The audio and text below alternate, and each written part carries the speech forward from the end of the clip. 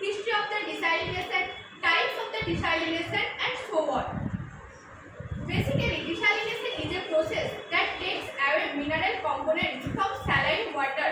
Salt water is desalinated to produce water suitable for human consumption or irrigation, and byproduct of the desalination process is brine. Desalination is used on many seagoing ships and submarines. After that, we see what is desalination. Desalination is a technique where the excess salts are removed from seawater or brackish water, converting it into safe, potable or usable water. Desalination methods are categorized into thermal process and membrane process. Now let's see why we desalinate the water. The goal of desalination is to treat high salinated water. 71% of Earth's surface is covered by water. 97.5% of water is ocean water. Only 1% is available for drinking water. So the desalination is necessary. By mid-1990s, 80 countries suffered from water scarcity. Now there is a rhyme of ancient mariners. Water, water everywhere, and all the boats did sing. Water, water everywhere, not any drop to drink. Can you drink salt water? If we drink small quantities of salt water, that is not harmful for our health, but it is counterproductive. Eventually, it can be dangerous, ultimately producing fatal seizures, heart arrhythmias, and kidney failures. Now, how does the desalination work? Desalination uses reverse osmosis technology to separate water molecules from seawater. Water from the ocean is forced through thousands of tightly wrapped semi-permeable membranes are under very high pressure.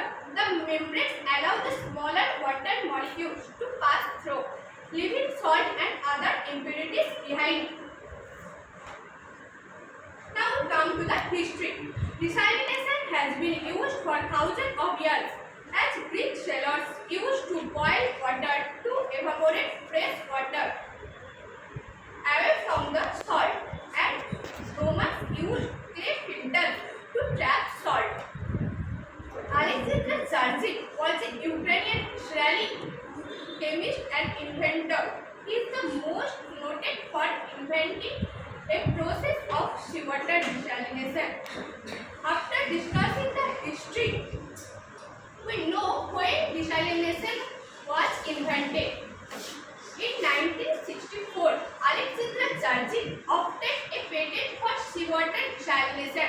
Sergey's methods of seawater desalination involve freezing seawater in a vacuum, forming pure water crystal, which are then melted to produce salt-free water.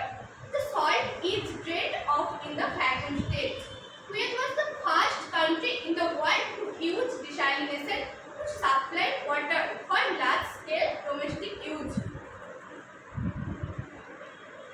Here we can see the types of desalination. Desalination process can be done by using thermal energy process, mechanical energy process, electrical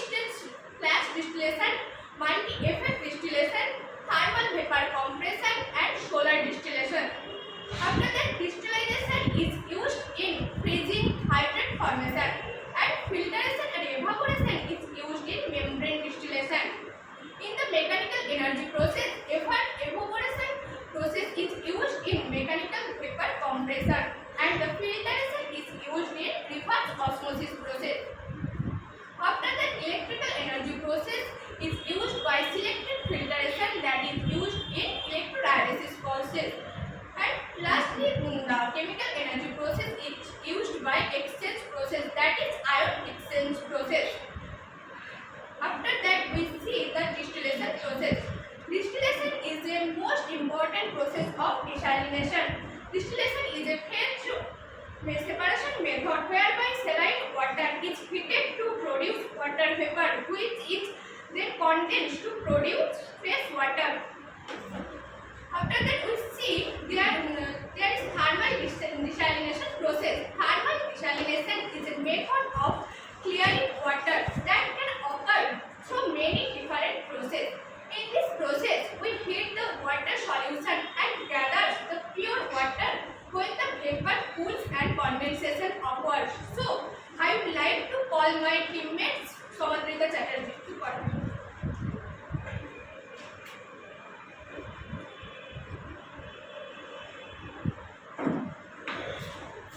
Thank you, PRITI. Now I would like to continue with multi-stage flash distillation, also known as MCKV. The multi-stage flash distillation is a process where the incoming seawater is first pumped to high pressure and then heated near a boiling point. Here we can see multi-effect distillation, or also known as MED. Multiple effect distillation or multi-effect distillation is a desalination process that uses seawater distillation.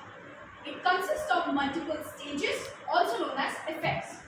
In each stage, the feed water is heated by steam in tubes, usually by spraying saline water onto them.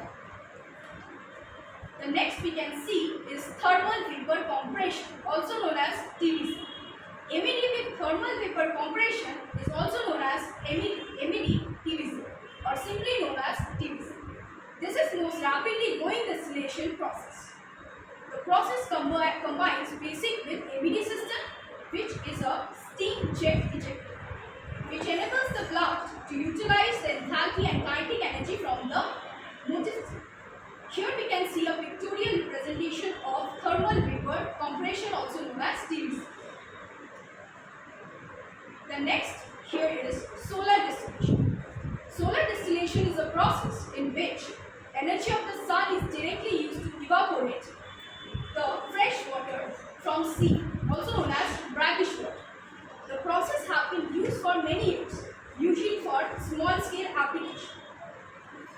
On the right hand side, we can see there is a pictorial representation of solar distillation. The next comes is freezing. Freezing concentration is distillation of salt water is referred to as freezing distillation, also known as LD. The process produces ice crystals and concentrated salt water. Fresh water is obtained by the separation of crystals from concentrated salt water, thereby melting it. Here comes hydride formation. Effective desalination of heavy metal ions from industrial effluent is a challenge, mainly due to the existing methods of separation technologies that are energy intensive, have poor economic scale and generates a large amount of sludge. The application of gas hybrid based technology for desalination of heavy metals because it generates no sludge at all. Now we can see the membrane-based desalination process. Membrane-based desalination process is a process by which salt minerals are removed from water solution when it is passed through a semi-permeable membrane. On the right hand side, we can see a diagram of it. Here comes one of the most important process of desalination is reverse osmosis. Reverse osmosis, also known as RO. It is a water purification process that uses partially permeable membrane, also known as selectively permeable membrane, to separate ions, unwanted molecules and larger particles from drinking water. In reverse osmosis, an applied pressure is generally given to overcome the osmotic pressure. So let's look into reverse osmosis into a little more. Reverse osmosis can remove many types of dissolved and suspended chemical species, as well as biological ones like bacteria from water. And it is used in both industrial processes and the production of potable foods. The result is that solute is retained from the pressurized side of the membrane and allowed to pass to the other side. To be selective, This membrane should not allow large molecules, ions, through the pores, also known as holes, but should allow smaller components of the solution, such as solvent molecules, example as water, to pass freely. Here comes another important process as electrolysis. Electrolysis is another membrane process that uses high electrical potential energy to separate cations and anions from the salt. The electrical potential forces the salt particles to move through a membrane, leaving behind the fresh water as a product. ED, also known as electrodialysis, was originally conceived for seawater distillation. It is generally being used for brackish water treatment. It is due to the fact that desired electrical energy for electrodialysis is proportional to salinity of feed water, that is economical only for brackish water distillation. Here we can see there is a diagram of electrolysis. The next comes is ionic exchange. Ionic exchange desalination is also known as ion exchange or total desalination. It is an old technology basically for producing ultra pure waters. This water treatment and water purification technology have been using from the past time, and it is still now used. Where the water quality is low, this kind of distillation technology is used. Here is a diagram through which water is desalinated by using ionic exchange process. So here comes the comparison between water desalination technology. First is MED, then RO, and then ET. Then pre-treatment is required in MED, while in RO there is a high treatment. ED, there is medium treatment.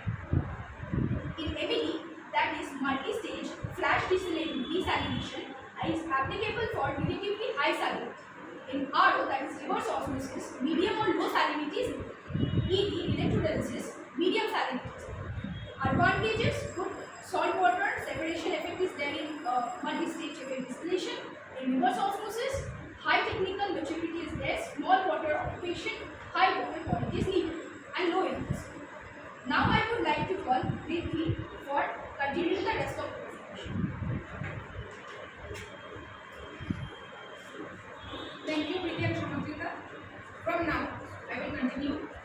So, talking about desalination, let's continue discussing the advantages and disadvantages. So, talking about advantages, seawater is an unlimited source. As you know that 71% of Earth is covered with water, and in the 71%, the 97.5% is ocean water.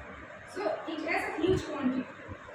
Now, many large cities are located next to the sea. So, the cities near the coastal area can generate a desalination plant for the desalination of ocean water. For some countries, it is the only access to fresh water, and migration from countryside due to fresh water scarcity can be reduced. Now, disadvantages. Desalination is an energy-intensive process.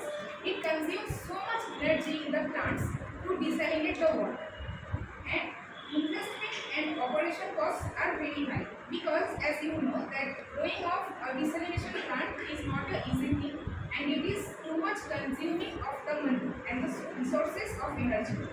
Brine discharge can affect the environment. The brine, which is the extracted salt from the saline water, is thrown out in the sea. So the sea water is also polluted.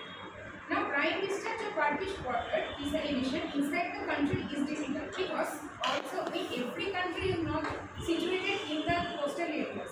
So for those countries, it is a very difficult process.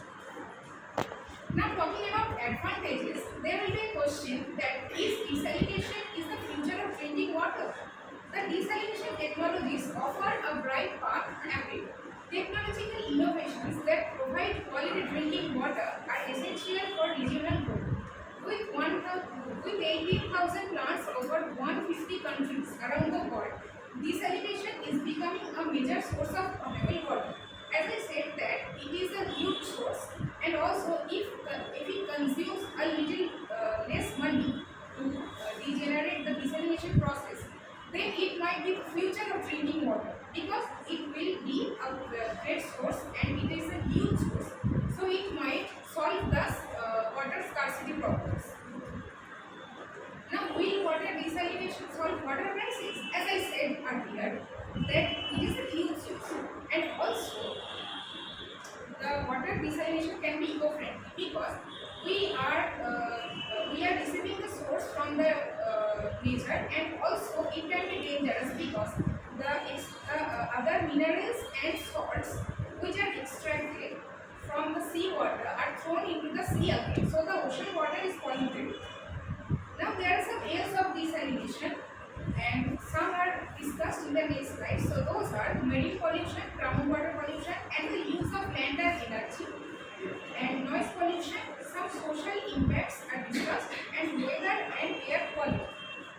So groundwater pollution. I would like to know you all that when 1 liter of potable or drinkable water is produced from the water desalination process, 1.5 liter of liquid polluted water which contains chlorine, copper and more other minerals which are harmful are thrown into the sea. And also for that the alkalinity and the salt that is present in the minerals and present in the ground, those are type of double done. And social impact, this might cause the increase of erosion, visual and acoustic disturbances, and also for growing of a plant of desalination, it might have a great land use. And also the three problems with desalination are drought, climate change, and population growth. Also, why it is bad for environment? As I said, that 1.5 liters of that polluted water is dangerous for human being, and also which is contained with chlorine and copper, which is not good for human health, and also it affects the marine life because the organisms are killed and make damages for the chlorine and copper, and also the extracted salt is doubled up with the doubled up total alkalinity. So it is harmful for the marine life organisms. Now let's talk about the largest desalination plant, which is the solid desalination plant, and it is situated in Israel. And also Saudi Arabia desalinates water the most in this world. Saudi Arabia leads in a daily production capacity of 117 million cubic feet. Now there is a graph. The x-axis plotted the total desalination and also the membrane-based desalination, which is divided into three parts, which is RO, PD, and MF. The total desalination, as we see, the membrane desalination process leads 67% and thermal 33%. And in membrane-based desalination, the three parts RO leads 62.4%, PD 3.3%, and NF 1.1%. And in pie chart, the source of the water is generated. That sea water is 46.3%, therefore pure water is 6.5%, and the partition water is 6.4%, and so on. Now the features. As I said, if it costs a little bit low, so the process may grow in so many countries which are situated in coastal area, and so much water scarcity is happening today also. So this process may end the water scarcity problem. So it has a bright future scope. Conclusion: throughout this presentation, we know that what is desalination, why we desalinate, and how we do it. Also, we knew that the leading countries are getting into it, and also coastal area is also getting into this process, and this might be future of our drinking water. Acknowledgement: we would like to thank Sir and reference. These are some reference where we collected our data and pictures. You can also use it. And lastly, save water, save life for a secure future.